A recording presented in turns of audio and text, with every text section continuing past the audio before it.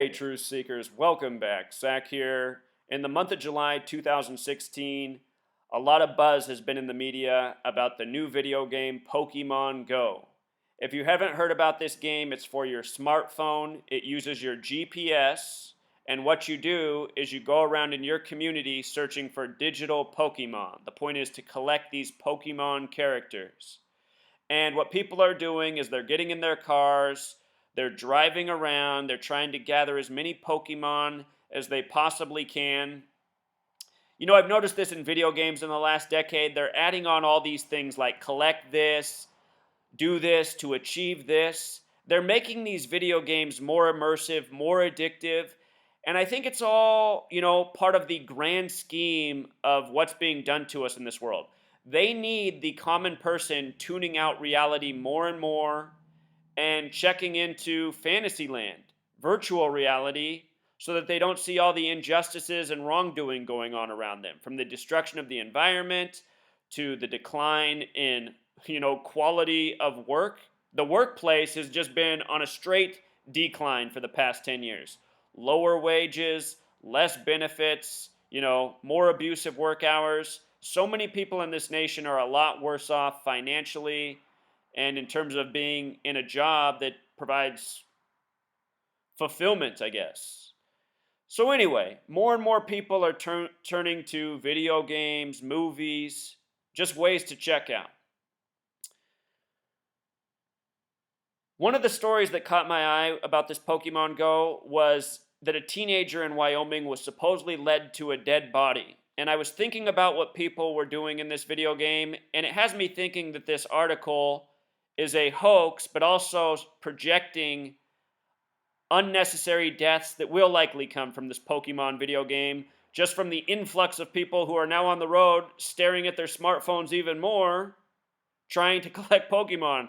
I can see inexperienced teenagers like doing crazy lane changes on the freeway.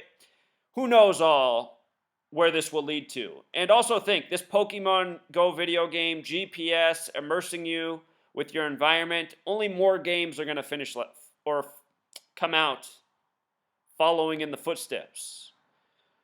So right away, what stood out about Pokemon Go and Gematria is that it sums to 666, just like computer and just like prophecy. And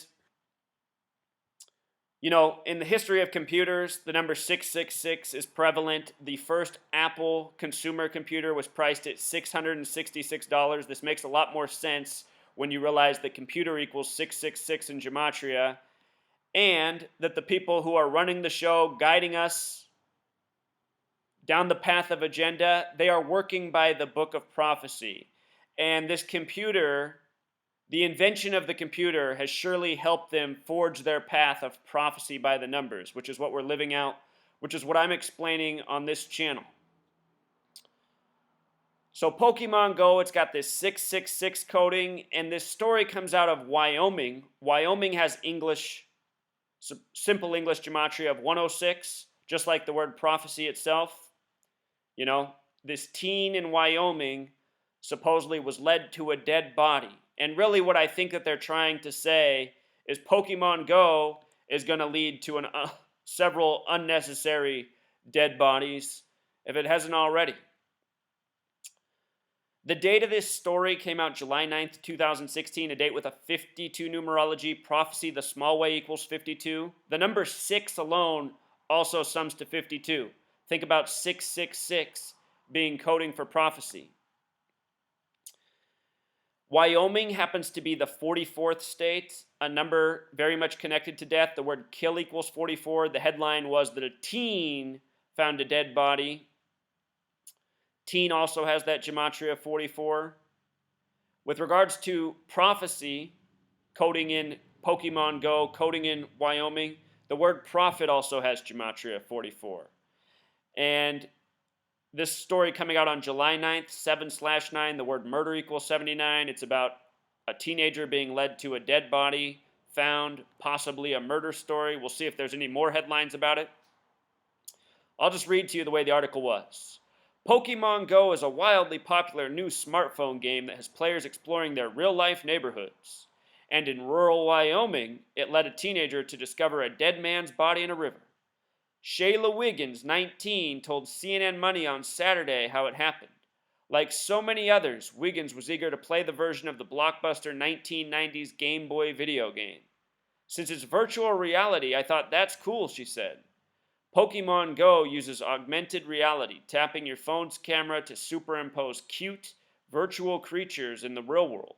It was released on Thursday and has already been downloaded more than 1 million times on Android and Apple devices. Wiggins started playing Thursday night, catching 50 virtual animals as she walked through a parking lot and gas station. So, you know, the mainstream media, they don't print real stories. They print riddles, coded propaganda, mockings. We'll see where the world of Pokemon Go takes us. The other headline that came out today is that Pokemon Go accessed the email of people who played this game on their iPhone and also use a Google account. You know, that could have been somebody like me. I have an Apple phone and I have a Google account. Thankfully, I don't have Pokemon Go, but at the same time, I'm not really that thankful because I recognize we live in a nation where we've been told that these big companies, that we pay for our phone bills, that we pay for our internet service, the telecom giants, they're collecting our data, they're collecting our information, they're essentially spying on us and keeping a record. This all came out clearly in the open in the year 2008. The Patriot Act after 9/11 clued us in 2008. It really came to light. If you recall, Barack Obama was the senator in Illinois running for president at the time, and the big issue in Congress was immunity. They were going to have a vote on if there should be immunity for the telecommunication companies who were collecting and spying on their customers, which were all the companies that we all use. Obama on the campaign trail was actually saying the right thing, that these companies had violated our constitutional rights and they could not receive immunity. But when it came time to vote, how did Obama vote? He voted the exact opposite of what he'd been saying. He voted for immunity, and immunity is what won. You know, Obama has always been on the wrong side. The wrong side of all the votes for the war, the wrong side of all the votes for the banking, the wrong side of every vote. Obama's voting record looked exactly like a member of the George W. Bush administration. It was amazing to me how many people wanted something different than Bush, but wanted to vote for Obama, who voted just like him. You know, people in this nation, they don't pay attention to reality. They pay attention to rhetoric, hype. Had anyone checked the voting record on Obama, they would have saw what kind of person he was long before he became president. And as most people know, Obama's been a very disappointing president. Something I predicted in 2008, something that was clear as day to me. So anyway, Pokemon Go even being used in the mainstream to say, hey, they're even collecting your stuff. But really, people, they're already collecting your information, your data, you're being spied on. It is the law of the land now. It is the age of the Patriot Act. I think this story really is just mockery. I like how their post time here from CNN on it is at 1:33 p.m. The word government equals 133. A lot of things that we think are private companies, they're not really separate from the government. The separation's illusion. If you read about Wall Street, big business, and the federal government, a lot of people changing between federal government, private corporation. These companies, Facebook, Apple, IBM, they're really all just branches of our federal government. Facebook started with CIA money. Google, same thing. The internet has allowed them to spy on us like never before.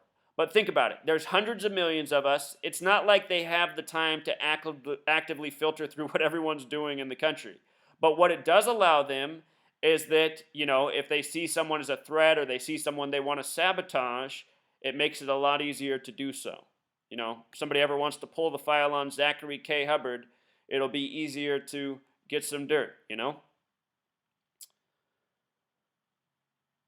The company that makes this game, Pokemon Go, developer Niantic Incorporated, the way they spell their company name, 96 like Freemason. And remember, it's Freemasons running the show at the top. That's what the real government is. That's what the real private industry is. It's the network of Freemasons making decisions for the masses, steering the course of humanity.